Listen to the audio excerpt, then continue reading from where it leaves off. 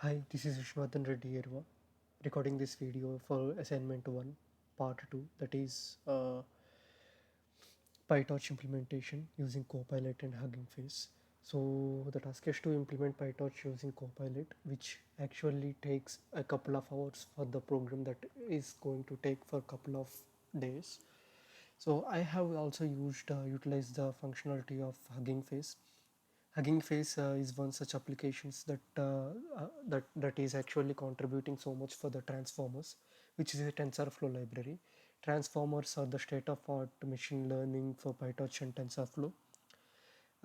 This is a library that easily evaluate machine learning models and datasets actually. So the dataset that we have loaded here is also from the Hugging Face only. See the data classes in the fields that we got from the Hugging Face, and also going deep into the topic, like first we have loaded the dataset and then processed the dataset using Hugging Face. And this library is one of the largest one to accelerate training and interface of transformers with easy to use hardware optimizing tools. And also we can use diffusion models that we use it later to train the model and test the model, and for audio generation PyTorch as well. And this project is basically to just to implement PyTorch for the to show the value loss, and to show the result what we are returning as a model and what is the accuracy. And this is you can say the blazing fast for the transformers. If you can see, like, it is as compatible as copilot for the in the terms of fastness and efficiency. To show you an example, let's just comment it out. I will show you one such example of say the of the copilot. How efficient is the copilot suggestions could be. And this is where I have just got the log level and the logger set level.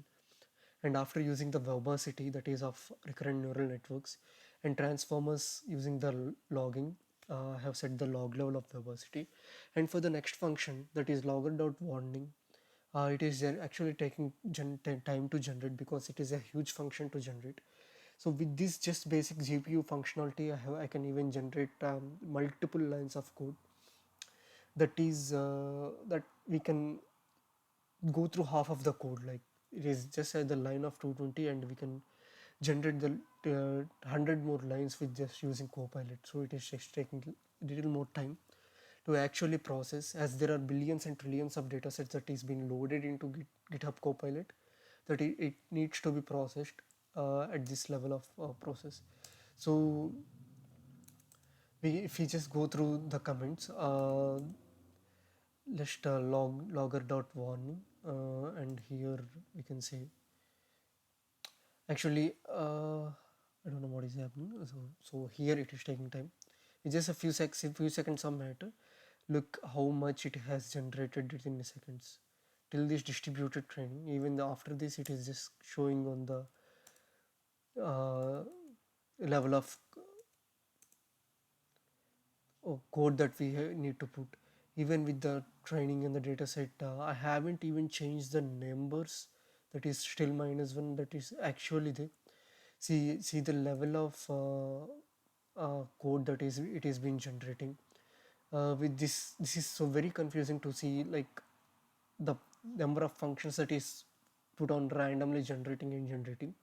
It actually stops whenever the code is completely done, whenever you start returning the result. If you can notice, I haven't even changed the numbers for the testing purposes, because it is that efficient that you need not to change the numbers for the data set. And not even the variables that I have changed.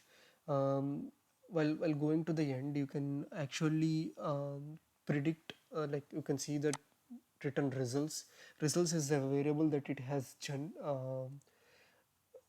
that it is auto generated by the copilot. And um, and that is how it actually can say. Let me just to control C.